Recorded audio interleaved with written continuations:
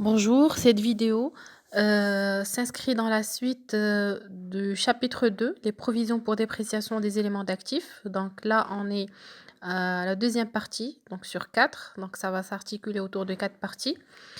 On avait déjà vu les provisions pour dépréciation des immobilisations non amortissables. Ces immobilisations qui ne pouvaient pas être amorties en constaté des dépréciations par le biais de provisions.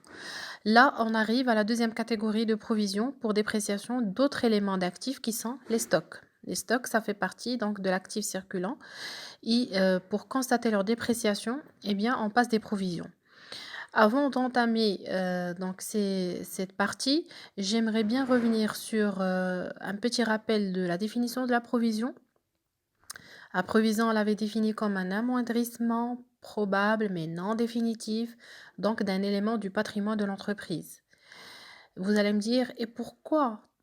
Puisqu'elle est probable cette dépréciation, puisqu'elle est probable cette perte, puisque c'est probable cet amoindrissement, pourquoi je vais le passer? Tout simplement, selon la loi comptable marocaine, on doit absolument respecter un principe qu'on appelle le principe de prudence. Ça, on l'avait vu en premier semestre. Le principe de prudence qui signifie tout simplement, chaque fois que j'ai une probabilité de perte, je constate une provision. Chaque fois que j'ai une probabilité de gain, je ne fais rien. Donc là, je vais passer à définir ce que c'est que le stock d'abord. Il s'agit d'éléments de l'actif circulant, donc faisant partie du patrimoine de l'entreprise. On le retrouve dans le premier poste de la rubrique actifs circulants. Pour une entreprise commerciale, on aura certainement un stock de marchandises. Uniquement. Pour une entreprise industrielle, on peut avoir le stock de matières premières, le stock de fournitures consommables, le stock de produits finis. Le stock, il faut savoir, selon le CGNC ou le plan comptable ou la comptabilité marocaine, le stock est évalué soit au coût d'acquisition pour les biens qu'on achète, pour les biens acquis à titre onéreux, ça veut dire les biens ou les marchandises qu'on achète chez un fournisseur donné, ou bien le stock, il est évalué, ça veut dire qu'on va le valoriser au coût de production pour les biens que l'entreprise produit donc, dans ses ateliers. Il faut savoir qu'on distingue entre le stock initial et le stock final. Tout simplement, stock initial, ça veut dire au début de la période, au début de l'exercice comptable, on parle de stock initial. C'est le stock avec lequel on va démarrer notre exercice comptable. En fin de période ou à la fin de l'exercice, on parlera donc du stock final, ce qui reste. Donc, pour arriver au stock final, vous savez que quand on démarre à partir du stock initial, on peut effectuer éventuellement des achats, d'accord, et on effectue des ventes pour aboutir à un stock final. Donc voilà la relation entre stock initial et stock final. Maintenant, on va pouvoir définir la provision pour dépréciation des stocks. On va juste calquer la définition générale de la provision sur cet élément d'actif qui est le stock. Donc, provision pour dépréciation des stocks, c'est une constatation de perte de valeur probable et non définitive sur les stocks détenus par l'entreprise. Il peut s'agir d'un stock de marchandises, de matières premières ou de produits finis. Très simple. Généralement, la dépréciation, elle est évaluée par comment? Tout simplement en comparant entre le coût d'acquisition ou le coût de production et la valeur d'inventaire ou la valeur à la fin de l'exercice. On compare. Si la valeur d'inventaire a augmenté, donc la valeur du stock augmente, donc on est dans un gain probable. Je ne fais rien. Si jamais la valeur d'inventaire diminue par rapport au coût d'acquisition ou bien au coût de production, ça veut dire que la valeur du stock a diminué, donc on est dans la dépréciation, on est dans la perte, mais qui reste toujours probable. Donc c'est estimatif selon les circonstances, selon les conditions de l'activité de l'entreprise, liées à l'activité de l'entreprise. Provision pour dépréciation des stocks, il faut savoir que avant de passer aux écritures de provision, il faut passer par un travail qu'on appelle un travail extra-comptable, qui est l'inventaire extra-comptable. Ça consiste en quoi? Ça consiste en 2 étapes très simples. Il faut passer par un contrôle physique,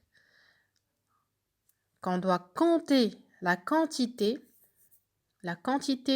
des stocks détenus par l'entreprise. Deuxième étape, contrôle d'évaluation, où il s'agit de savoir la valeur de ces éléments qu'on a déjà comptés à la date d'arrêté des comptes. Bien évidemment, à l'achèvement de ces deux contrôles, il y a lieu de mettre la comptabilité en harmonie avec les résultats de l'inventaire extra-comptable qu'on a effectué. Provision pour dépréciation des stocks. Donc, une fois qu'on a fait ou qu'on a effectué l'inventaire extra-comptable, maintenant, on peut passer aux écritures. Eh bien, pour les écritures, d'abord, il faut savoir que, première étape, annulation du stock initial. Ça, c'est une opération qui est courante. D'accord? Mais qu'on fait, c'est une opération fréquente, je veux dire, et qu'on fait très généralement à la fin de l'exercice. On doit annuler le stock initial qu'on a en comptabilité et on va constater le stock final. Pour annuler le stock initial, tout simplement, on crédite la classe 3, j'annule, c'est un compte d'actifs, et je débite la variation de stock, qui est la classe 7. Variation de stock, c'est la variation entre le stock final et le stock initial. Deuxième étape, constatation du stock final. On va débiter la classe 3, marchandises, matières premières ou produits finis, et on va créditer la variation stock. Donc, c'est l'inverse de la première écriture, sauf que c'est les montants qui changent. Pour la première étape, le montant du stock initial. Pour la deuxième étape, c'est le montant du stock final. Troisième étape, je vais passer mon écriture de provision, qui va être soit la constatation de la provision, soit l'annulation de la provision. On a deux cas. Il faut savoir que les comptes de variation de stock figurent dans le CPC. Pour leur montant de variation, ça c'est juste un petit rappel. Dans les charges, on retrouve variation de stock pour les matières premières et les marchandises, le compte 6114 et 6124. Pour les produits finis, eh bien, on retrouve la variation de stock dans les produits d'exploitation, le compte 7131, 7132, 7134. Donc, produits en cours, produits intermédiaires, produits finis. On passe à une application. À l'issue de l'inventaire extra-comptable, l'entreprise Beta a également constaté au 3112N que l'état des stocks finaux nécessite les dépréciations suivantes. Cette entreprise, elle détient 3 types de stocks: marchandises, matières premières, produits finis. On vous communique le montant brut du stock et la dépréciation. Le montant brut qu'on vous a communiqué, c'est l'état des stocks finaux. D'accord ? Travail à faire, comptabiliser les provisions se rapportant aux stocks finaux au 3112N. Donc, on va supposer qu'on a déjà annulé le stock initial, on a constaté le stock final. Donc, il nous reste la troisième étape qui est la constatation de la provision. Il y a eu une dépréciation. Regardez dans l'énoncé, pour les marchandises, dépréciation de 10% du montant brut, bien évidemment, de la valeur des stocks de marchandises. Ça, c'est équivalent à 5000 dirhams. Donc, je vais passer dotation d'exploitation, provision pour dépréciation de l'actif circulant, parce que les stocks, ça fait partie de l'actif circulant, c'est le 6196. Donc, rajouter ce compte aux dotations. Dotation 6196, dotation d'exploitation provision pour dépréciation de l'actif circulant. Et je vais créditer le compte 311 qui est le post-stock et je rajoute le 9 en deuxième position, contrairement aux amortissements où on rajoutait le 8. Donc 3911 provision pour dépréciation des marchandises, 5000 dirhams. Pour les matières premières, dépréciation de 12 000 dirhams. Donc, je crédite 3912, provision pour dépréciation des matières premières, 12 000. Pareil pour les produits finis, 3915, provision pour dépréciation des produits finis, 85 000.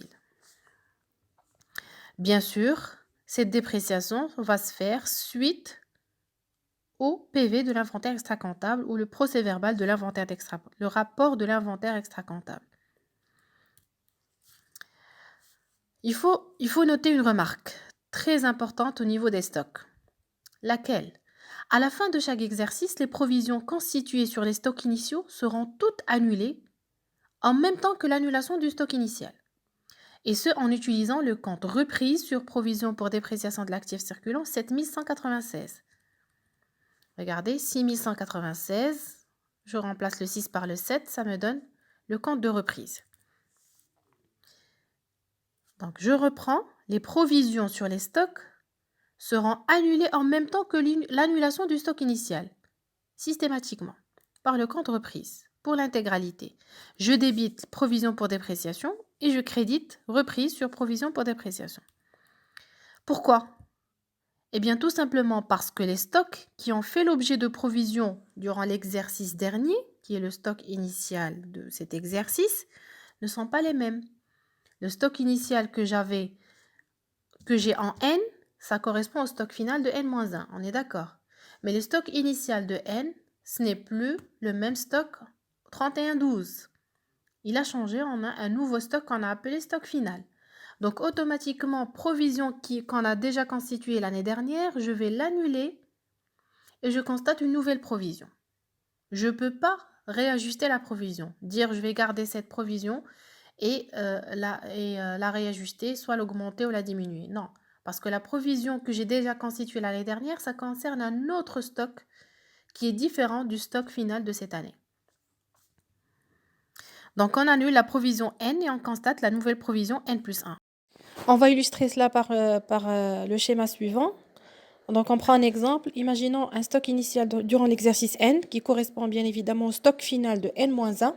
J'avais la marchandise 1, la marchandise 2 et la marchandise 3. J'ai effectué des achats pendant l'exercice N. J'ai acheté M4, M5 et M6. Et ensuite, j'ai fait des ventes pendant l'exercice. J'ai pu vendre la marchandise 1 et la marchandise 2. J'obtiens un stock final en N du M3, M4, M5 et M6. Donc, vous remarquez bien que le stock initial de N est différent du stock final de N. C'est pourquoi la provision de N-1 va être annulée pour passer la nouvelle provision en N. Donc, je récapitule. L'ajustement de la provision se fait en 2 étapes.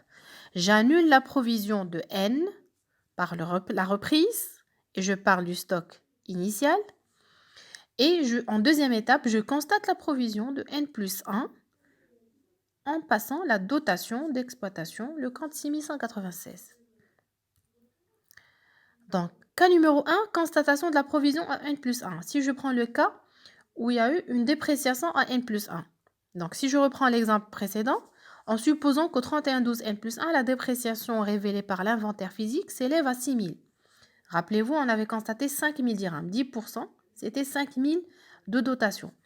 Eh bien, cette année, je vais reprendre, annuler la provision sur le stock final N qui correspond maintenant au stock initial de N plus 1. C'est pourquoi on dit annulation de provision sur le stock initial, parce qu'il s'agit d'un stock initial maintenant. Et c'était le stock final de l'année dernière. Donc, reprise, provision. Et ensuite, je vais passer la dotation de cette année, qui est au 31-12 N plus 1 de 6 000 dirhams.